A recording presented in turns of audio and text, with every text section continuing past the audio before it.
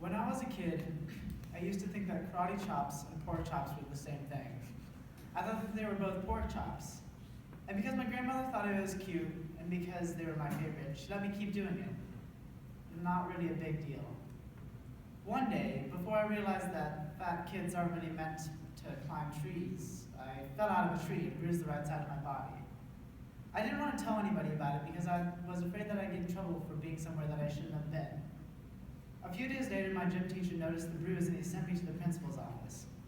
From there, I was sent to another room with a really nice lady who asked me all sorts of questions about my life at home. I had no reason to lie. As far as I knew, life was pretty good. I said whenever I was sad, my grandmother would give me karate chops. Now, this led to a full-scale investigation, and I was removed from the home for 3 days until they finally decided to ask how I got the bruises. Rumors of this Citydale story spread throughout the school, and I got my first nickname, Pork Chop. To this day, I hate pork chops.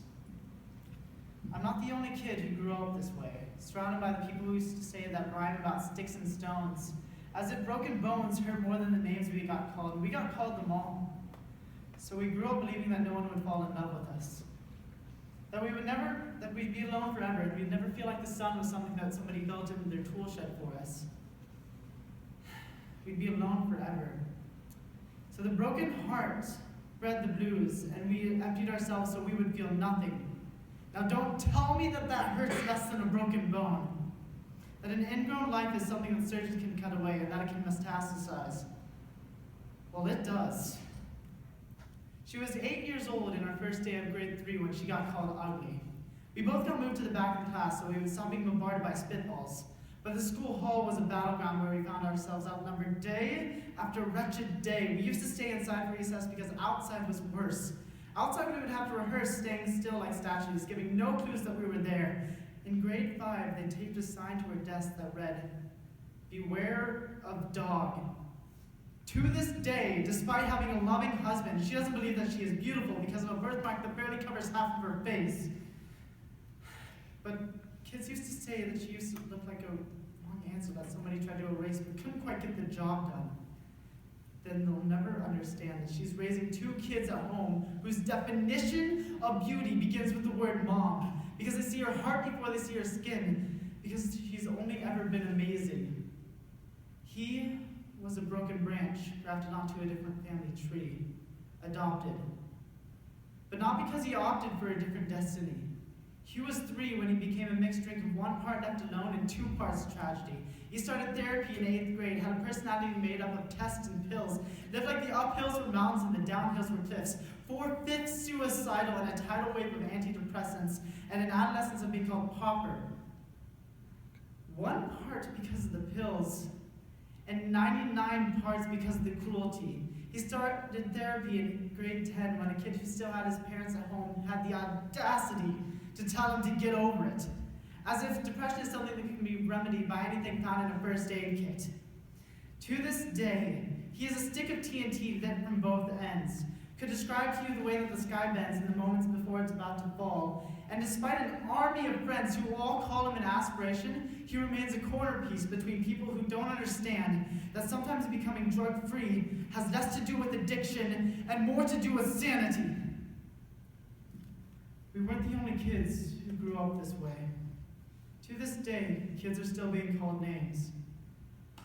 The classics were, "Hey stupid," "Hey spaz." Seems like each school has an arsenal of names getting updated each year. And if a kid breaks into school and no one around is there chooses to hear, do they make a sound? Are they just a background noise stuck on a soundtrack, stuck on repeat when people say things like kids can be cruel? Every school was a big top circus tent, and the pecking order went from acrobats to lion tamers, to clowns and carnies. All above us, we were freaks, lobster-clawed boys and bearded ladies, oddities, juggling depression and loneliness, playing spin the bottle, trying to kiss these wounded parts of ourselves and heal. But at night, while the others slept, we kept walking this tightrope. And yes, it was practice, but some of us fell. But I wanted to tell them that all of this is just debris, left over from things that we thought we used to be. And if you can't can't see anything beautiful about yourself, get a better mirror. Look a little closer. Stare a little longer. Because there's something inside you that made you keep trying to fight everybody that told you to quit. You built a cast around your heart. You cited yourself and you cited that they were wrong. Because maybe you didn't belong to a group or a clique. Maybe they decided to pick you last for basketball or everything. Maybe you brought bruises and broken teeth to show and tell, but never told. Because how can you hold your ground if everybody around you is trying to bury you beneath it? You have to believe that they were wrong. They have to be wrong. Why else would we still be here? We grew up cheering on the underdog because we see ourselves in them. We stem from a root planted from a belief that we are not what we are called. We are not just cars sitting empty on the highway waiting to get gas. No. And if some way we are, don't worry. We just got out to walk. We are the graduating members of the class of We Made It. Not the beta deckers of voices crying out names will never hurt me. Of course they did. But our lives will only ever continue to be a balancing act that has less to do with pain and more to do with beauty.